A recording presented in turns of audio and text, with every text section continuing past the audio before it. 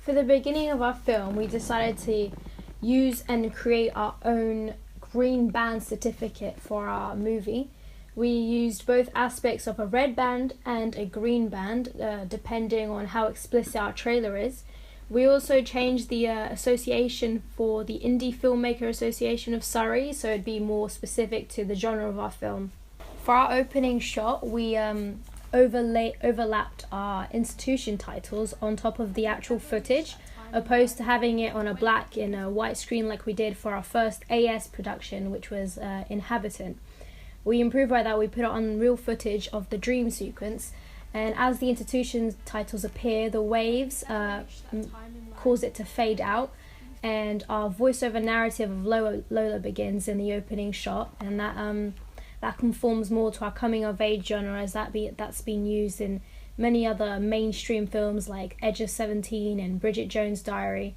And then it goes into a long shot of Lola and her crush in the beach, and we tried to blur out the image so you can't really see their faces, so it looks more like it's a dream sequence. Here we decided to do a feet shot of Lola.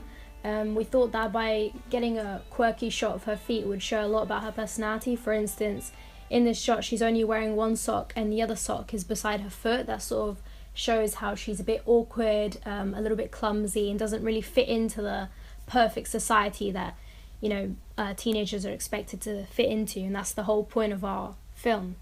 In this medium shot of Ricky, her love interest, we chose to decrease the speed and make it slow motion. We decreased it to approximately 80% of speed. We wanted to do this so the audience could focus on him more and just see him as something important in Lola's eyes, really. And that's been used in various films, in like Baywatch, sort of stereotypical love crushes. They decrease the speed so we focus more on them. In this scene, we wanted to achieve a comical sort of mood to the trailer. We basically cut out the soundtrack music when Sam mocks Lola's outfit, so then the audience is enabled to laugh at Lola and like make fun of her, and that's used a lot in many films that have hybrid genres like coming of age but also comedy. So it shows that we have not only coming of age genre but also a bit of comedy in our film. You fucking serious? Which makes it also a 15. We also wanted to include an omniscient narrative into our plot instead of just a restricted narrative from Lola's point of view.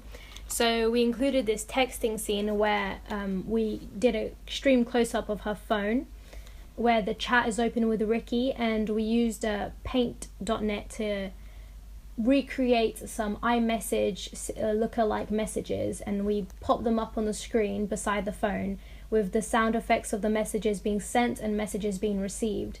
And this allowed our audience to get some information and some knowledge that Lola doesn't know, creating suspense in the plot. We did a lot of editing in our party scene. We decided to cut out, mute all of the real sound and the real music that was happening when we were shooting it, because of course it was copyright, and we included a non-copyright sound effect of music and clutter and people chatting in the background as our background music. And then we also dubbed over my voice, my dialogue and Ricky's dialogue, so then the sound would be clearer and the audience would be able to understand what we're saying. Ricky! Hey. Oh my gosh, hi! Is it Lola, right? Yeah, it's Lola! Hey, you look very pretty. Thank you. We actually really struggled with this aspect of production in our trailer, just because getting our voices to match exactly the way we said it and dub over so it doesn't look like it's been dubbed over, so it's not very obvious, was really hard, obviously, but we managed to do it in a way that was sort of subtle. In this part of the trailer, we used a record scratch to abruptly stop the soundtrack music and just create a juxtaposition of how happy she was and how things were going really nicely to how there's going to be fights and stuff going on straight after that cut of the music in that little record scratch that we used. It was a non-copyright sound effect. This shot of Lola and Sam was actually really interesting, as we took various shots, like closer shots from chest from above shoulder shots, and then we also took like longer shots where you could see more of our bodies.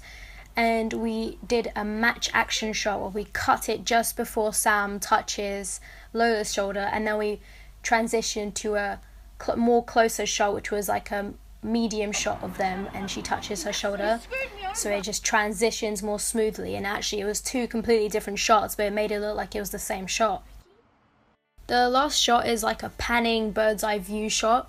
We panned all the way to the right from Lola laying down on the grass, and it looks like the audience is watching her from above, and it's sort of quite emotional because she has like a voiceover talking about, you know, what she's learned, and which conforms to the coming of age genre. It's all about a character beginning some way in the beginning and ending in a different way. And then we have the name of our film, Marmalady, and all the other credits at the end. So then the last thing that the audience sees is the name of the movie, so they're going to be interested into watching it.